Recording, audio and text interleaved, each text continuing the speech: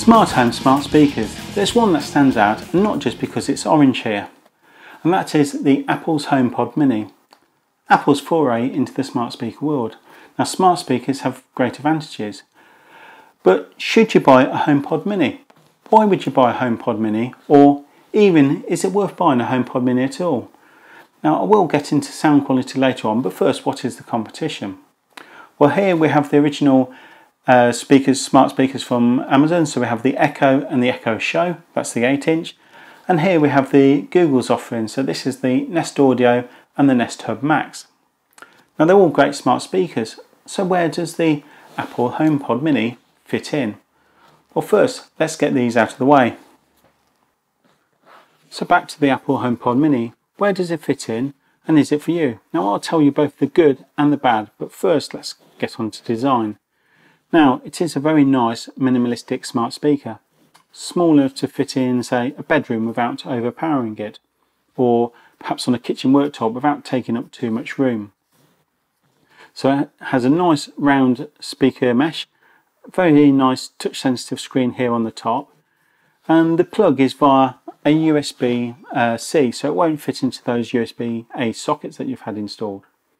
Now it does come with, well, at the moment anyway, and it seems mad for me to have to state this, but whereas the iPhones now don't come with a plug, the HomePod Mini still does come with an included 20-watt Apple plug, which might be a poor design for some markets like America, but it works very well here in the UK with a bottom USB-C port.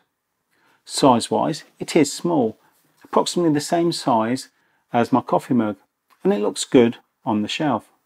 Now, I personally like it here in this orange, possibly because all my other smart speakers are, say, an off-white to grey, so perhaps just being different.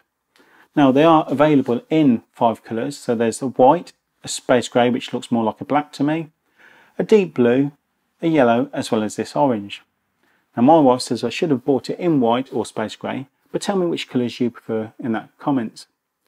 Links to the current prices are also available in the description. But what sets it apart from the other smart speakers is the fact that it is Apple, and Apple do things differently. Apple devices very easily just work with each other in a way that you don't get with, say, a Windows PC, a Samsung tablet and a Moto phone, for instance. So, if you don't have Apple devices, then it might not be as useful to you. But what can it do? Well, first you can transfer music with handoff from your iPhone just by tapping the device on the side. How cool is that? Now you can also transfer it back again, and this is without going into menus and selecting handoff. You just tap the phone and the music will transfer. But it's not just music. If you want to turn your iPhone into, say, a speaker call while you're actually on a phone call, like a conference call for example, then just tap the speaker and select HomePod on your phone screen. Now you do have to be on the same Wi-Fi network for all this to happen, by the way. Now, talking of phones, perhaps you've lost your iPhone, then why not just ask your HomePod to help you find it? Well, that's finding your iPhone, but what about your wallet, house or car keys? Well, if you have Apple AirTags, then this will beat them to help you find them as well. Now, if you use your iPhone or iPad or Mac, then it will connect to your calendars, notes and reminders effortlessly. Now, it will also work by listening to 6 family members' voices, so each person will connect to their own iPhones, etc. Now, if you want to send a hands-free text or call from your phone, then just ask Siri. On announcements, you probably have seen announcements already, but you don't have to even be on the same network or in the same house. You can do announcements from other Apple devices as well as other HomePods, like Apple's CarPlay for example, so you can send a message while you're in your car driving home. Now, it is your hub to your home automation through Apple's HomeKit, so if you want to close the curtains or open the door, turn your lights off or change the temperature in your room, then if it's HomeKit compatible, it will do that. But here's the negative. Out of all the 3 smart speakers that I mentioned, it does have the least integration. But this is supposed to be because it does have the most security and privacy, something which Apple is known for. And let's face it, the other 2 have been criticised for. Now, you can play music through other streaming services, as well as including Apple Music subject to a subscription, which you can also do with the Nest and the Echoes, by the way. Which now brings me on to sound quality. Is it any good, and how does it compare to the Echo or the Nest Audio, which, let's face it, are actual larger speakers? Now, the HomePod Mini is more like the size of an Amazon Echo, but the sound quality is as good, if not better, than the full-size Echo.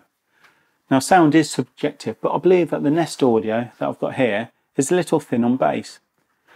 But with the Nest and the Echo, you can adjust the bass and treble, and on the Echo you can also adjust the mids as well. But so far I haven't been able to find a way of adjusting these settings on the HomePod.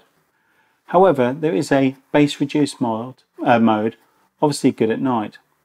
Now, the HomePod Mini is also good when you push up the volume. It's quite remarkable, with less distortion than you would expect from such a small speaker.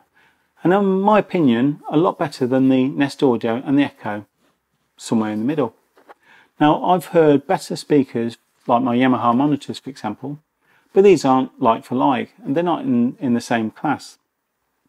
Now, for a bedroom, kitchen or dining room or office speaker, then the quality is fantastic. Even the living room, I'm more likely to use the HomePod Mini to stream music than use my Apple TV through my Bose speakers, just so into the easiness of the setup and just ask it to play. Now, you can also use the HomePod Mini to control your Apple TV, by the way, but it's like with the setup, it's just so easy using the HomePod. It's just effortless. Like all Apple products, the integration just works as if they've been all designed to work with each other from day one. Although I do prefer to have a screen on my smart speakers, the HomePod Mini just seems to be more natural than trying to use the Alexa app or the Google Home app on the iPhone. I found I was choosing music or using my HomeKit app without just thinking. They seem natural and effortless from day one. Now, I still have to think more with my Alexa app 5 years on from getting my first Echo. So in answering my original question, should you buy a HomePod Mini? Well, if you're into Apple's ecosystem with iPhones, AirTags, etc., then I'll say yes. If your smart tech for your home is like Philips Hue, August Locks, Taylor Smart Heating, for example, that is HomeKit compatible, then yes. Now, the virtual assistant isn't as reliable at giving you the information as, say, the Google Assistant or the Alexa, but it's not that far behind. And it does have a more limited smart home integration than the other two. But it's in that X factor, not the spec sheet, that makes the Apple HomePod Mini a joy to use. But if you want more integration with other smart home devices, then maybe, say, an Echo or a Nest would be a better option. So please check out one of these videos for more information on that. Thanks for watching.